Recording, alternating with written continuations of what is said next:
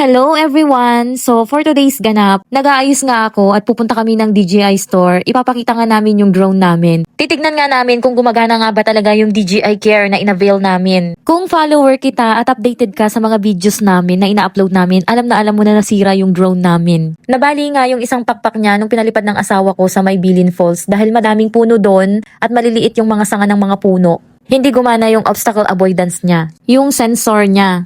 Kaya sumabit siya at bumagsak. Nagmotor nga lang kami papunta ng city para makauwi din kami agad dahil may pasok pa ako ng gabi. At grabe na rin ang init dito sa Taiwan. Buti na lang talaga at malapit lang yung pinagbilhan namin ng drone. 20 minutes lang yung biyahe namin papunta dito. Kaya nakarating kami kaagad. Pagdating naman namin sa store, hindi na ako nakapag-video ng madami dahil yung cellphone ko yung gamit pang fill up doon sa may DJI Fly. Ang smooth lang ng transaction namin, walang kahasel-hasel, hindi man lang kami nahirapan. Pero nagutuman kami kaya nag-order kami ng isang bucket na Chicken Joy. And that's it for today's mini vlog. Bye!